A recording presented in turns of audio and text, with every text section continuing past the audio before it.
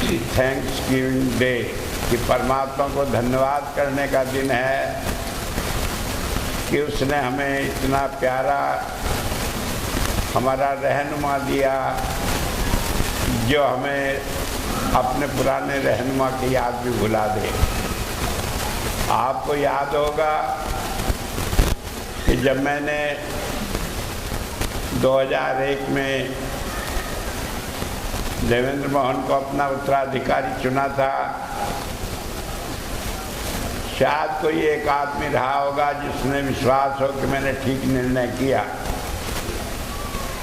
हर एक आदमी को लगा कि स्वामी जी ने बहुत बड़ी भूल की है, और उनकी निगाह में भूल होना ठीक भी था, क्योंकि वो तो समझते थे वही उत्तराधिकारी है, दूसरा कोई उनसे काबिल है ही नहीं, या कोई और स्वार्थ से वो देखते थे। लेकिन उन्होंने कभी नहीं देखा कि मैंने कभी कोई फैसला अपने आप नहीं किया। मैंने हर बात महाराज जी के ऊपर छोड़ दी, और जब उन्होंने किया फैसला उसी को माना। हालांकि मैंने कभी इस बात को बहुत जोर देकर नहीं किया कि महाराज जी की बात है, क्योंकि मैं नहीं चाहता था कि अगर उस फैसले में कोई गलती हो करने में, उसके काम में करने में, काम में परिवर्तन करने में कोई गलती हो तो उसे महाराज जी की गलती समझा जाए। बल्कि वो मेरी अपनी गलती थी, इसलिए मैंने कभी महाराज जी का नाम भी इस मामले में नहीं लिया। लेकिन मैं आज कह सकता हूँ कि एक भी फैसला जिंदगी में, आश्रम में, सत्संगियों के विषय में कभी मैंने अपने आप से नहीं लिया। तो इसलिए मैं आज इस बात को थैंक्स गिविंग डे कि परमात्मा को धन्यवाद देने का दिन है, जो मैंने अपना उत्तराधिकारी के लिए एक चुनाव किया था, वो सही चुनाव था। कारण कई लोग समझते थे कि देवेंद्र मोहन बच्चा है, मैं भी मानता हूँ बच्चा है, लेकिन हमारे इतिहास में ऐसी अनेक घटनाएं हैं जहाँ बच्चे भी गुरु हुए हैं। एक इतिहास में है, दुनिया में है, और संत का उसकी आत्मा का शरीर की उम्र से क्या साबित है, क्योंकि संत जो करता है वो परमात्मा की धारा जो उसके अंदर आ गए उसके द्वारा करता है। तो जब आत्मा उस धारा को ग्रहण करती है तो परमात्मा का रूप होकर करती है, तो उसमें कोई दो बात नहीं। तो 2001 से मैंने कहा था जब उत्तराधिकारी चुना था कि वो मेरे से भी अच्छा रहेगा और मेरी याद भुला देगा। और मैं कहता हूँ कि एक नहीं हजारों आदमियों ने मुझे कहा कि हाँ आपकी बात सही थी। तो इसलिए मैं इस दिन को एक थैंक्स गिविंग डे के रूप में, धन्यवाद दिन के रूप में मनाता हूँ। लेकिन इसमें कई और भी बातें हैं। पहली बात यह है कि संत के चले जाने के बाद जो दुनिया भटकती थी, जो परेशान होते थे, एक संत के चले जाने के बाद दूसरा कोई उत्तराधिकारी आया, लेकिन बहुत सारों ने माना, बहुत सारों ने नहीं माना। गुरु नानक देव जी महाराज ने अपने जीते जी अपने आप अपने उत्तराधिकारी को गद्दी पर बिठाया, और गुरु होते हुए उन्होंने उसके चरण छुए। लेकिन उनके ही लड़के ने, श्री चंद जी महाराज ने, उनके उत्तराधिकारी को गुरु नहीं माना। जब गुरु का ही पुत्र अपने पिता की बात को नहीं माना तो जो मैंने निर्णय किया और जो सबकी आंखों में एक गलत निर्णय था उसे कैसे मानते। तो इसलिए बहुत जरूरी था।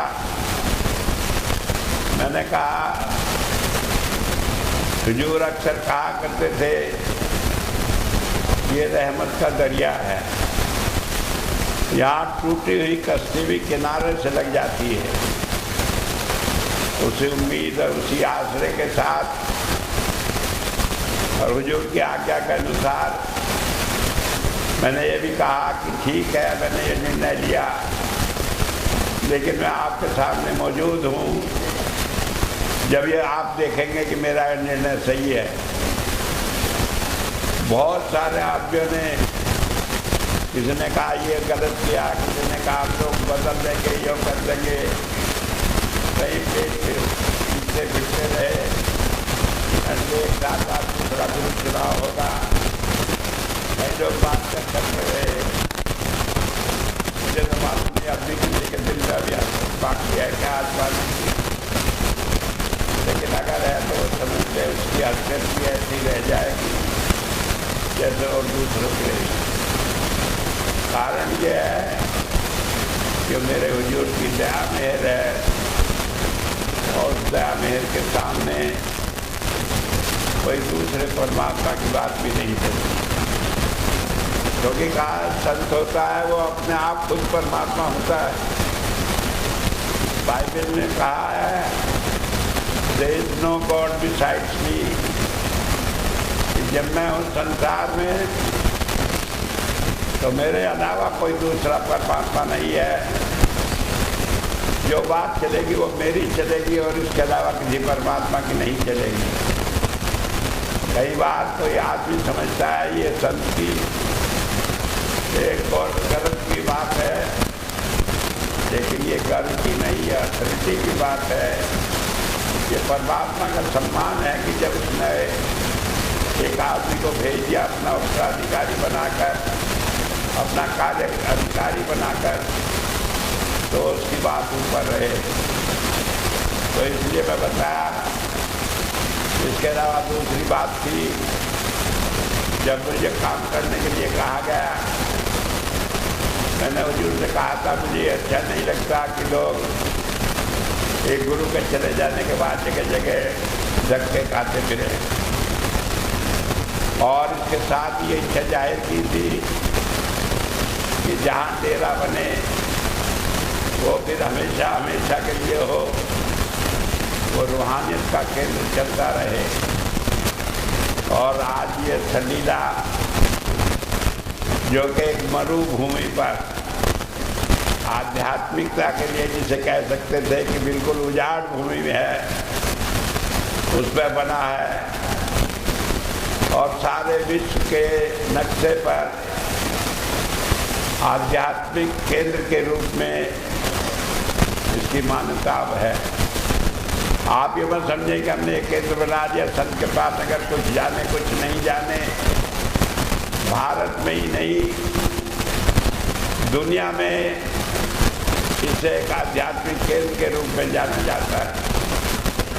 मैंने पहले भी कई बार बताया, कई लोग यहाँ की मिट्टी भर कर ले जाते हैं, शीशे में रखते हैं अपने ड्राइंग रूम में, मत्था टिकाते हैं कि ये उस जगह की भूमि है, जो मिट्टी है, जो रूहानियत का एक केंद्र है। और इतना ही नहीं, मैंने पहले भी कहा था एक ऐसा सेंटर बनेगा जहाँ से रूहानियत की खुशबू आएगी। ये दावा तो मैं अभी नहीं करता कि यहाँ से रूहानियत की खुशबू आती है, लेकिन एक साल के अंदर वो भी होगा, क्योंकि जो गंदगी है फैली है उसे मैं निकाल कर साफ कर दूंगा। और ये सेंटर ऐसा हो जाएगा कि यहाँ वास्तव में जो एक एक आदमी रहेगा वो किसी संत से कम नहीं होगा, क्योंकि संत के घर में तो संत होने ही चाहिए। अगर दूसरा राक्षस बने रहेंगे तो संत का घर कैसे होगा। तो इसलिए इसलिए वो भी काम होगा, लेकिन उस काम का एक रूप और है, वो मैं अभी बाद में जिक्र करूँगा। दूसरी बात यह है, एक दूसरा काम जिसके लिए हम धन्यवाद देना चाहते हैं। मैंने बताया कि 1984 में मैंने निश्चय किया कि मैं वेदों का अनुवाद करूँगा। वेद का अनुवाद कहने को तो एक किताब का अनुवाद है, लेकिन अगर ये केवल एक किताब का अनुवाद होता तो आज तक दुनिया में क्यों नहीं कोई कर पाया। आज तक एक भी आदमी ऐसा नहीं है जिसने वेद का पूरा अनुवाद किया हो। कई आदमियों ने मिलकर किया है, और जब कई आदमी मिलकर करते हैं कोई काम, एक अनुवाद, तो वो एक भाव नहीं उसमें हो सकता। लेकिन इसके अलावा भी मैं कह दूं कि चाहे दुनिया ने किया हो, कोई भी एक अनुवाद ऐसा नहीं है जो सही हो, जिसे हम आध्यात्मिक अनुवाद कह सकें। मैं तो उससे भी ज़्यादा कहता हूँ, आज तक दुनिया में जितने अनुवाद हुए वेद के, किसी ने एक मंत्र का भी सही अनुवाद नहीं किया है, एक का भी नहीं किया। 24,000 से अधिक मंत्र हैं, लेकिन एक भी मंत्र का कोई सही अनुवाद नहीं किया है। मैं इसलिए कहता हूँ कि मैं एक बार सात देशिक आर्य प्रतिनिधि सभा के प्रधान लाला राम गोपाल जी के कार्यालय में बैठा था। वो मेरे परिचित थे, यहाँ भी 2-3 दफ़ा आए हैं, 80 में भी आए, बाद में भी आए, और पहले से भी परिचित थे। जब मैं आर्य समाज में था तो उनके कार्यालय में बैठा तो उन्होंने कहलवाया था किसी ने बताया कि आजकल वो सन्मत के प्रचार में लगे हैं। कहने लगे स्वामी दयानंद के शेर को किसने पकड़ लिया, किसने फंसा दिया। मैं गया, मैंने कहा आपको ये कैसे भ्रम हो गया कि किसी ने मुझे फंसा दिया। कहने लगे सुना आप गुरु बन गए। मैं कहा ठीक है, गुरु तो मैं बन गया, लेकिन गुरु बनना अगर बुरा था तो स्वामी दयानंद ने क्यों गुरु किया था। फिर बात आई कि क्या कर रहे हो, मैंने वेदों का अनुवाद कर रहा हूँ। कहने लगे स्वामी जी वो तो हमने सारा वेदों का अनुवाद करा दिया, तो उसमें आप क्या करेंगे। मैंने कहा इसीलिए तो करना पड़ा कि जो आपने वेदों का अनुवाद करा उसने बंटा धार कर दिया, तो उसने सारा ही कुछ गलत कर दिया, इसीलिए मुझे दोबारा करना पड़ा। कहने के कैसे। मैंने कहा कि कोई मंत्र आप बताओ। तो वो तो विद्वान थे, उन्होंने एक मंत्र बताया, स्वर्णवती यते संभारम उत्तिष्ठ पर तरल सखाए। कहने लगे कि मैंने कहा इसका अर्थ क्या है। कहने लगे इसका अर्थ है रेतीली नदी बह रही है, इसमें स्नान करो तो मोक्ष मिल जाएगा। मैंने कहा जो रेतीली नदी में स्नान नहीं करेगा, क्योंकि नदी ऐसी भी होती है जहाँ रेत नहीं होता उसमें, जब पहाड़ से निकल के आती है वहाँ रेत नहीं होता, बाद में पत्थर उसके तले में घिसते घिसते रेत के रूप में हो जाते हैं।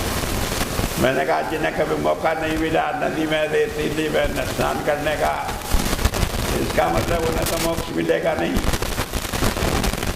कहने लगे खबर नहीं, मगर जो अर्थ है जब आपने ये करा है तो उसका पता तो होना चाहिए। और मैंने कहा ये मंत्र जो है चारों वेदों में आया है। मंत्र में ऐसी क्या खास बात है जो चारों वेदों में आया है। कहने लगे यो भी मुझे मालूम नहीं। मैंने कहा इसलिए मालूम नहीं कि इस वेद के मंत्र का अर्थ ही आपने गलत किया है, बल्कि आपने नहीं जिसने किया है, क्योंकि वो स्वामी दयानंद जी का किया हुआ अर्थ था। मैंने कहा जिसने किया वही गलत किया है। कहने लगा आप क्या कहते हैं। मैंने कहा स्वर्ण कहते हैं क्रिस्टल, क्रिस्टल क्लियर लाइट की तरह जो रोशनी हमारे अंदर आ रही है, 12 तरह की रोशनियाँ, उसमें एक क्रिस्टल क्लियर लाइट है जिससे आंखें चकाचौंध हो जाती है। वे कहा कि वो बह रही है, वो हमारे अंदर प्रकट है। उठो, उठो का मतलब ऊपर जाओ, संस्थान पे यहाँ तक द्वार में आओ और इस नदी में स्नान करो। कौन सी नदी में? जो क्रिस्टल क्लियर लाइट हमारे अंदर आसवन है, क्योंकि 12 जो देवता बताए हैं ज्योति के प्रकाश के, उनमें आसवन भी एक है। तो बता उसमें क्या होगा कि जितनी कमियां हैं हमारी वो सब दूर हो जाएंगी और हमारी आत्मा पवित्र होकर मोक्ष को प्राप्त कर लेगी। कहने लगे ये तो एक चमत्कारी रूप से आपने बताया है। मैंने कहा मैंने चमत्कारी रूप से नहीं बताया, यही इसका सही अर्थ है। इसके अलावा जो है वो सब गलत अर्थ किए हुए। मेरे कहने का मतलब है कि 24,000 मंत्र और इतना समय बीत गया, लोग इतनी कोशिश करते रहे, लेकिन कोई आज तक उसका सही अनुवाद कर नहीं पाया। और जब मैंने ये सोचा कि इसे पूरा करना है, तो महाराज जी की इजाज़त हुई कि हाँ कर सकते हैं, करो। तो फिर मैंने शुरू किया। पहले तो दिक्कत लगी, लेकिन जब सही रास्ता पता लगा तब वो बहुत आसान हो गया। सही रास्ता क्या है? कुरान शरीफ में संत को कलम कहा है। एक चैप्टर आता है, उसमें जितने चैप्टर है कुरान शरीफ में 114, तो उनमें से एक चैप्टर कलम है। कलम का मतलब है जिससे हम लिखते हैं, पेन जिसे कहते हैं, उसे उर्दू में या अरबी में कलम कहते हैं। तो कहा कि वो कलम है, जैसे कलम से लिखते रहते हैं, ऐसे ही परमात्मा का जो ज्ञान है वो संत के अंदर आकर शब्दों में प्रकट होता रहता है। तो कलम कौन है? संत है कि उसके द्वारा वो प्रकट होता है। उसके अलावा कोई उस ज्ञान को प्रकट नहीं कर सकता। और मुझे याद है एक बार गुरुमत सिद्धांत महाराज जी ने लिखा था, छांट कर उसे ठीक किया था। तो उसमें एक जिक्र कर रहे थे कि कई बार तो मैं लिखता रहता था, मेरा हाथ चलता रहता था, बाकी मुझे नहीं मालूम मैं क्या लिख रहा हूँ। जो अंदर से आता था वो हाथ लिख रहा था, मैंने दिमाग से कभी सोचा ही नहीं, बुद्धि से कभी सोचा ही नहीं। तो इसी तरह केवल जो साधना के बल पर वेद को समझने की कोशिश करेगा वो समझ सकता है। और जितने लोगों ने वेदों का अनुवाद किया, इनमें से साधना करने वाला तो कोई था ही नहीं। साधना से मतलब पूर्ण साधक, जिसने सब कुछ अंतर में प्राप्त कर लिया हो, ज्योति, नाद, सोम सब कुछ प्राप्त कर लिया हो, ऐसा संत नहीं था। इसीलिए वो नहीं कर सके और इसीलिए आज तक कोई नहीं कर सका। और मैं बतलाऊं कि शायद आगे भी कोई ना कर सके। इसीलिए जब ये काम की बात हुई तो ये सवाल पैदा हुआ कि इतना बड़ा काम कैसे पूरा होगा। चलता रहा उम्मीद के सहारे। कई बार ऐसी हालत हुई 2001 में जब मैं निश्चय किया कि भाई मुझे छोड़ना है काम, तब फिर यही सवाल पैदा हुआ कि ये बात कहाँ होगी, वेदों का अनुवाद कैसे पूरा होगा। और हमने सोचा कि हम थैंक्स गिविंग डे के रूप में कि काम पूरा हो गया, इसके अलावा मनाएं, तो हमने सोचा पिछले साल करें, इसे मनाएं। तब भी यह सवाल पैदा हुआ कि वेदों का अनुवाद तो पूरा हो गया लेकिन छपा तो है ही नहीं। मान लो जो अनुवाद पूरा कर रखा, छापने वाला उसमें कुछ फेर बदल कर दे, गलती कर दे, तो वो तो गलती मेरी मानी जाएगी। तो इसलिए हमने कहा कि नहीं, हम इसे अगले साल मनाएंगे 2012 में। इस बात को मनाएंगे कि धन्यवाद के रूप में, और इसलिए हमने इस साल के लिए रखा। अब वो चारों वेद छपकर, और इस तरह से छपकर कि जिसमें गलती की संभावना छपने में भी ना हो, वो आ गए हैं। और बहुत सौ को हमने दिए भी हैं, और आगे बहुत सारों को देते रहेंगे। और इसके अलावा जर्मनी भाषा में भी चारों वेद छप गए हैं, और वो लोगों ने ले लिया है, वो मिल रहे हैं जर्मनी में। और अंग्रेजी भाषा में भी छप गए हैं, वो भी मिल रहे हैं।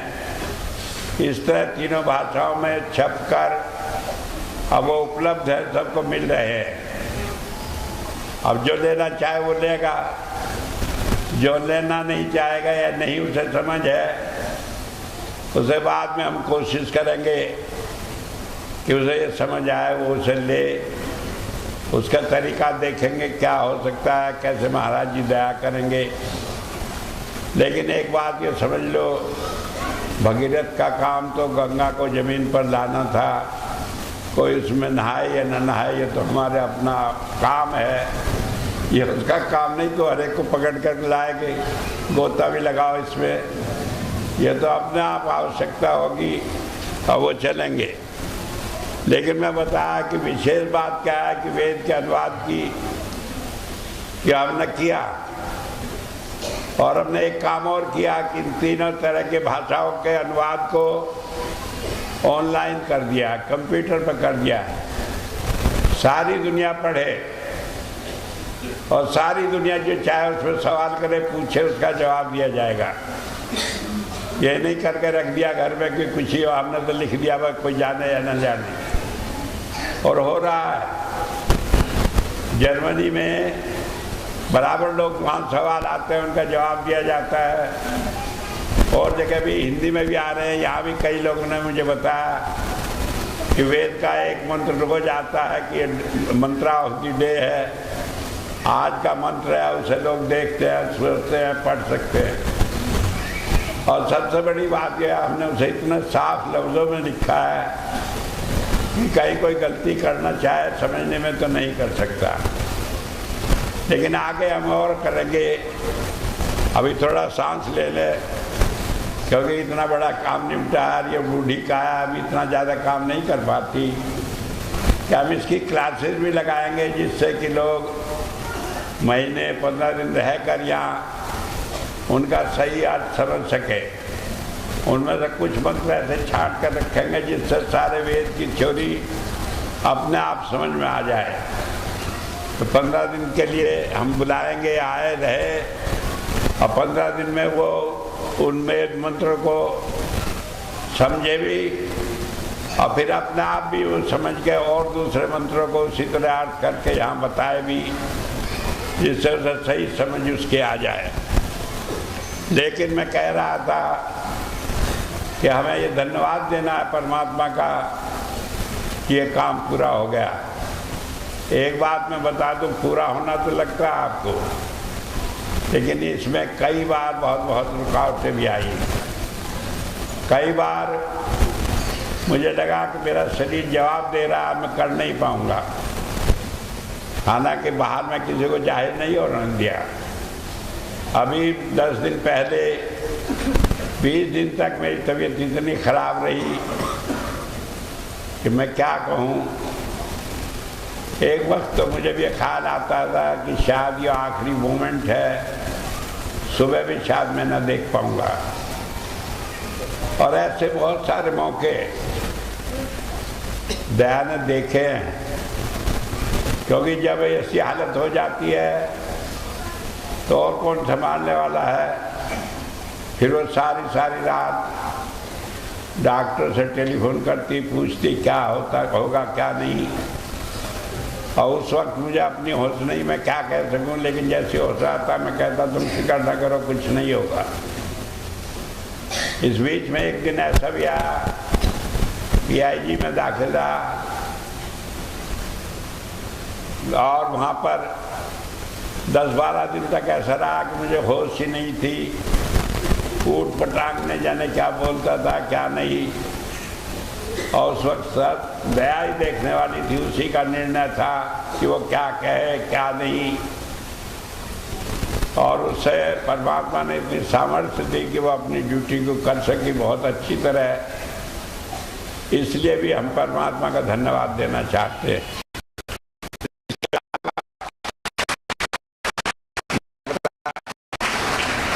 एक बात हमने कही थी कि हमने कहा महाराज जी से कि जो लोग इस मिशन में जुड़े रहेंगे उन्हें मोक्ष होगी।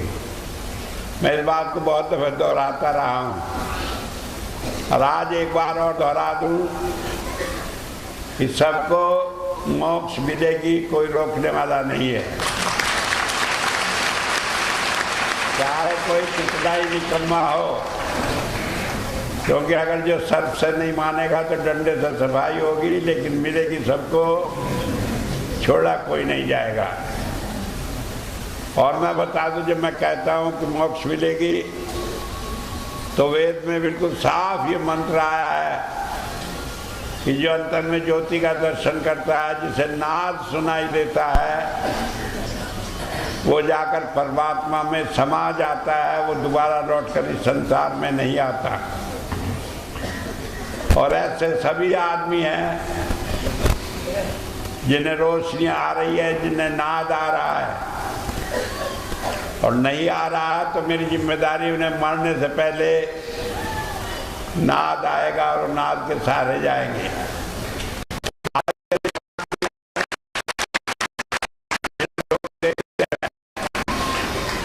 अब देखकर ताज्जुब करते हैं कि ये कैसी मौत है, ऐसी मौत हमने कहाँ देखी है। अभी मैं बताऊं, हमारे बीच में एक बहुत प्यारे सत्संगी थे महाराज जी के, हीरानंद जी, जो दया के पिताजी थे, जिन्हें करीब करीब सभी ये लोग जानते हैं। उनका समय आया तो बीमार थे, एकदम बीमार हुए तो ले गए उन्हें लखनऊ। हम लोग तो जर्मनी में थे, मैं और दया।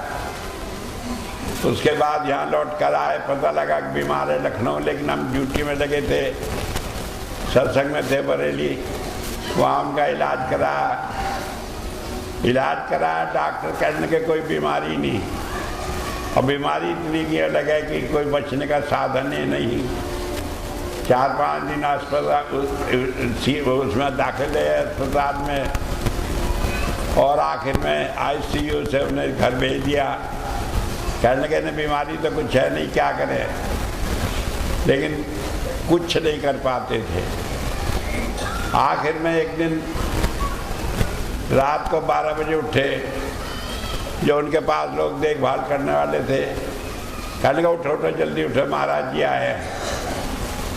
कहने लगा महाराज जी आए? कहने लगा हाँ महाराज जी आए।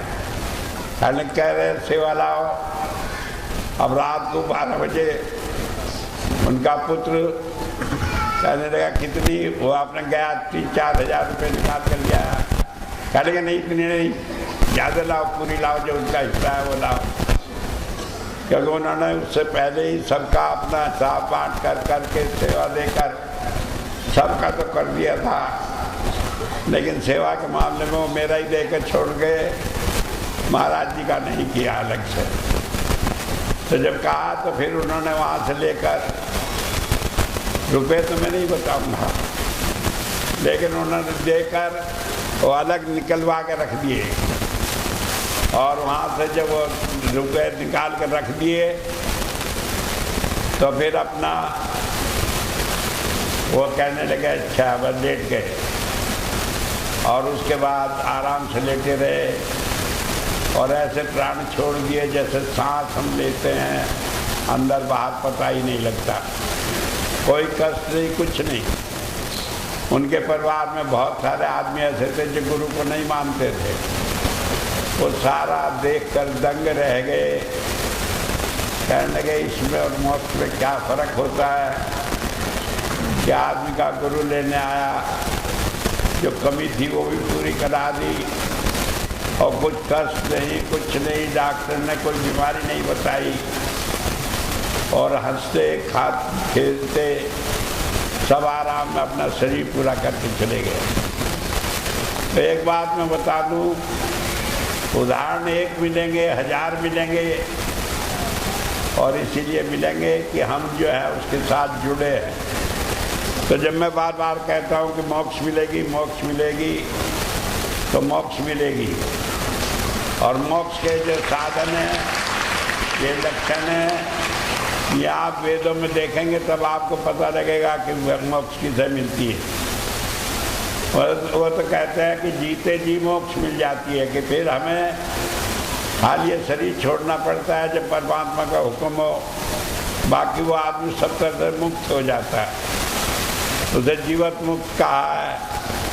तो मैं बता रहा हूँ, तो वो बात कि उसके लिए भी हमें धन्यवाद देना है कि जो शुरू में कहा था कि जो मेरे साथ जुड़ेंगे उन्हें सबको मोक्ष मिलेगी, उन्हें मिलेगी, मिलेगी और अवश्य मिलेगी। इसके अलावा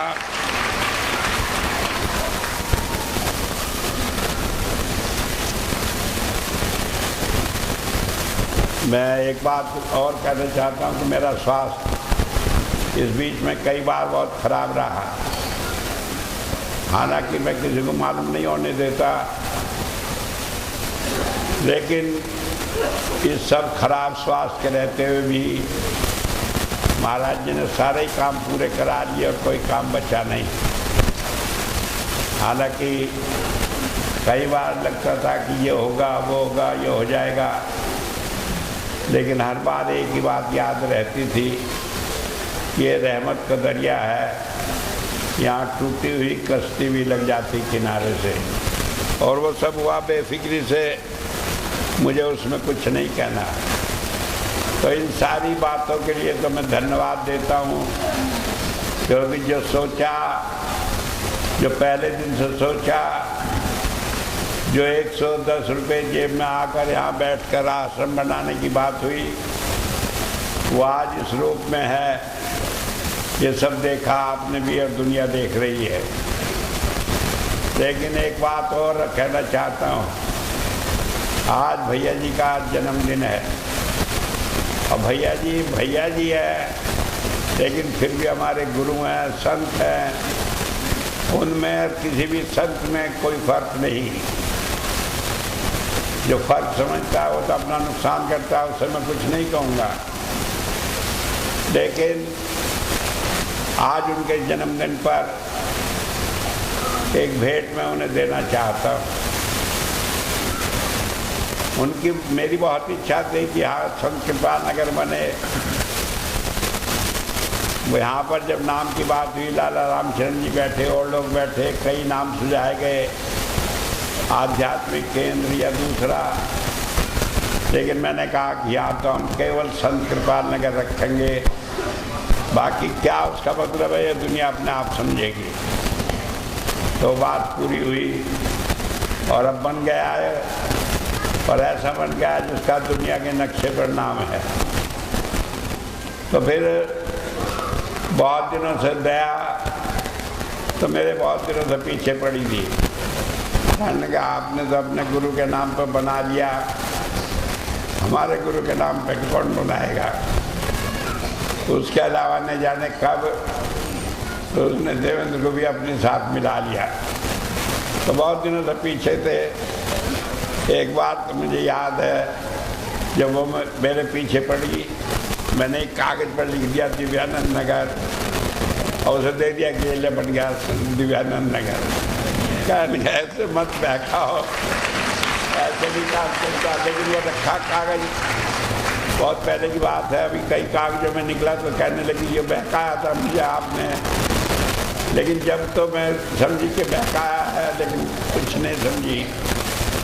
तो आज मैं उनके जन्मदिन पर उनके गुरु के नाम पर बनाने की वो इच्छा पूरी करने के लिए उन्हें ये तुच्छ भेंट देता हूँ कि हमने ज़मीन खरीद ली है, और 14 तारीख को, 14 जनवरी को मकर संक्रांति के दिन बरेली में भोजीपुरा एक जगह है, उसके जगह पर मेन रोड के ऊपर ही आश्रम के लिए ज़मीन ली गई है। जितना बड़ा यह है इतनी है, इससे ज़्यादा है कुछ ज़मीन। और वहाँ पर भूमि पूजन होगा, 14 जनवरी को भैया जी भूमि पूजन करेंगे और उसके अलावा 16 फरवरी को फिर वहाँ शिलान्यास होगा। और एक बात मैं बताऊं, हमने उसकी रूपरेखा भी कुछ अलग रखी है। हमने उसे ऐसा रखा है जैसे पुराने ज़माने में ऋषि मुनियों के आश्रम होते थे उस तरह का होगा। अब आपने देखा नहीं, लेकिन देखा होगा फिल्म में कई कई जिक्र आता है, देखते हैं। उसमें 3-4 बातें रहेंगी। उसमें परमानेंट कोई निवास नहीं करेगा सिवाय 3-4 आदमी जो वहाँ सुरक्षा गार्ड रहेंगे। इसके अलावा लोग आएंगे जिन्हें कहा जाएगा, जो तय होगा वो सेवा करेंगे 15 दिन के लिए, फिर चले जाया करेंगे। और इस तरह पूरे साल भर इसी तरह चलेगा। हर महीने सत्संग होगा जिसमें भैया जी जाएंगे और वहाँ पर 2 भंडारे होंगे। एक सितंबर में जो मेरे जन्मदिन का महीना है उसके आखिरी इतवार को वहाँ भंडारा रखेंगे। अब तक बरेली में रखते रहे, लेकिन अब की दफ़ा मैंने आपको बताया बरेली में ये हालत हो गई कि शाम को 5 बजे तक बाहर 1 किलोमीटर लंबी लाइन लगी रही, अंदर नहीं आ सके आश्रम में। इतनी भीड़ थी कि बैठना तो बैठना, खड़ा होना मुश्किल हो गया। और लोग जब गए तो बाद में 5 बजे आदमी केवल बाहर से अंदर आए, प्रसाद लिया, सेवा दी और चले गए। कहने लगे चलो इतना ही बहुत है, हमारे लिए इतना तो है। लेकिन जब आदमी को वहाँ आकर जगह भी ना मिले तो वो जगह बहुत कम थी, तो हमने ऐसी जगह रखी जो कम पड़ेगी नहीं। मैं यूँ तो नहीं कहता कम नहीं पड़ेगी, क्योंकि भैया जी के दया में है, कितनों को खींच ले, कितनों को नाम दान दे दे, कितनों का घर बना दे वो, तो ये ठिकाना नहीं। लेकिन खुली जगह रखी और वहाँ मकान कुछ नहीं बनेंगे, पर सत्संग होगा। और उसमें सुबह आए, सत्संग हुआ, शाम तक चले गए। बाकी वहाँ सेवादार खाली आया करेंगे, वो सब काम सफाई का करेंगे। और उसमें कई और बातें होंगी, लेकिन साथ साथ ये होगी जो सेवा करेगा वो भजन भी करेगा।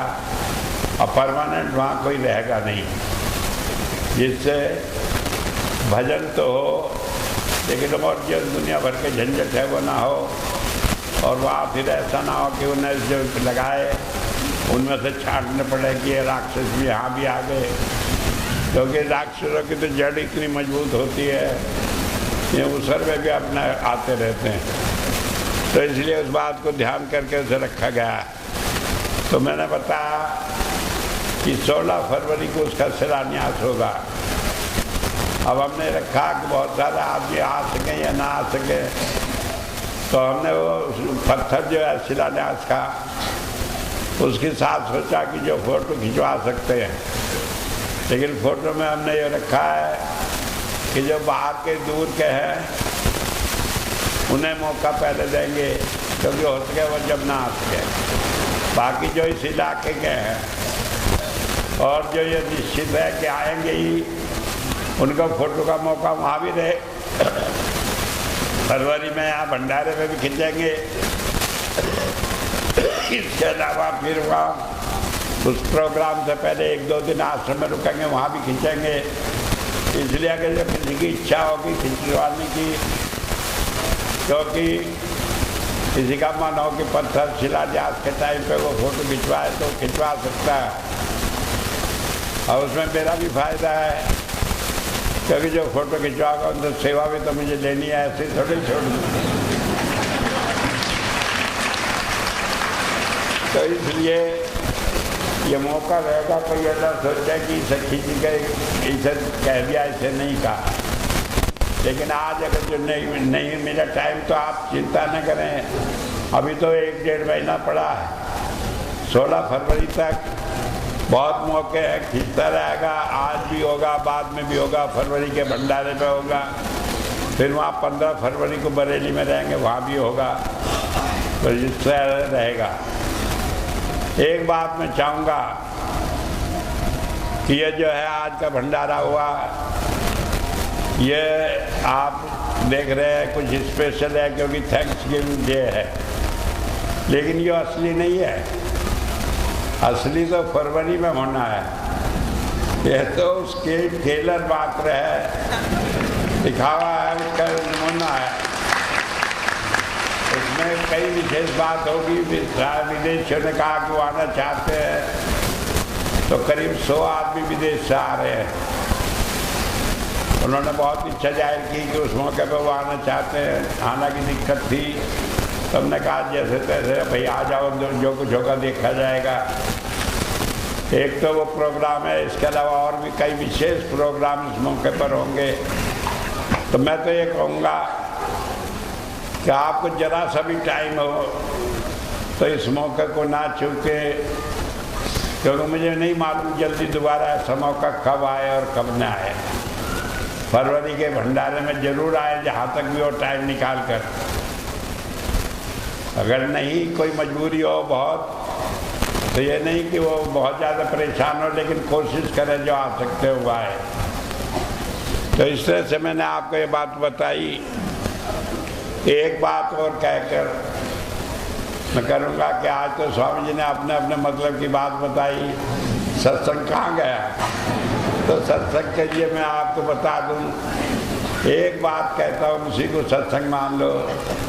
जिन प्रेम किया तिन ही प्रभु पाए हो। सीधी बात है, हम गुरु से इतना प्यार रखे हैं, उसका कहना माने, उसके बताए हुए रास्ते पर चले, और नहीं चलते तो चला तो वो लेगा। लेकिन मैं बार बार कहता हूँ कि ऐसे बच्चे ना बनो कि जिसे खींच कर ले जाना पड़े, ऐसे बनो जिसे प्यार से गोद में उठाकर वो ले जाए। तो इसलिए कहना मानकर अच्छे बनने की कोशिश करो। इसके साथ ही साथ मैं आप सबको बधाई देता हूँ। एक बात और कहना चाहता हूँ, हमारे भाई वर्मा जी आए, वो आए किसी उम्मीद को लेकर, और मेरा तो कहना यह है कि इस दरबार में महाराज जी की दया से जो आया, महाराज जी ने कभी उन्हें निराश नहीं किया। उनकी सारी बातें पूरी होंगी। इतनी ही नहीं, जो भी कामना लेकर आएंगे सबकी, उनकी क्या सभी की पूरी होंगी। क्योंकि हमने तो ये रखा है कि यहाँ आकर कोई खाली न जाए। जितनी भी उसके लिए अच्छाई हो सकती है और सारी यहाँ उसे प्राप्त हो। तो सारी बात को कहकर मैं अपनी बात को समाप्त करूँगा। 2 बात और बता दूँ। एक तो अब इसके बाद मैं जाऊँगा उठकर, 10 मिनट बाद में मैं फिर मिलूँगा, फिर आप मिल सकते हैं।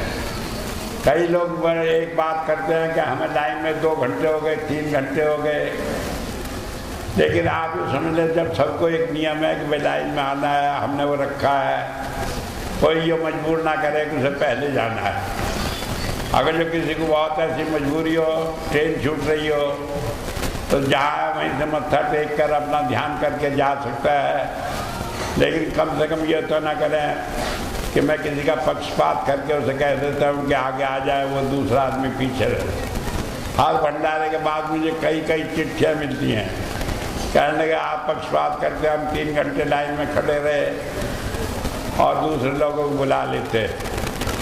मैं आपको ये बता दूँ, मैंने आज तक किसी को आगे आने को नहीं कहा, लेकिन मैं चाहता हूँ कि लोग जब ये सोचते हैं तो कम से कम आप मुझे इस बुराई से बचाएं। लाइन से निकल कर ना आए। अगर जो नहीं मिलता टाइम, तो जहाँ है वहीं से अपना ध्यान करके आप आराम से जाए।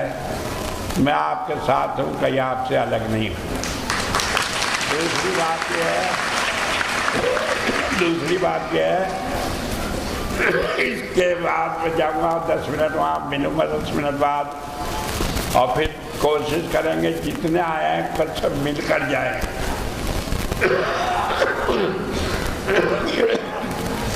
यूँ मत सोचे कि टाइम नहीं है, स्वामी जी नहीं मिलेंगे, ऐसा कुछ नहीं है। मैं कोशिश करूँगा ज़्यादा टाइम देने की। अगर जो किसी काम की वजह से मैं बिजी हूँ, नहीं दे पाऊँगा, मैं भैया जी से कहूँगा इतनी देर वो बैठकर अलग से भी इस काम को मिल ले आपसे। लेकिन मैं कोशिश करूँगा अपनी तरफ से जितना समय दे सकता हूँ दूँगा। इसके साथ साथ एक बार आपका भी बहुत धन्यवाद कि आपने इतना प्यार और अपना विश्वास बनाए रखा।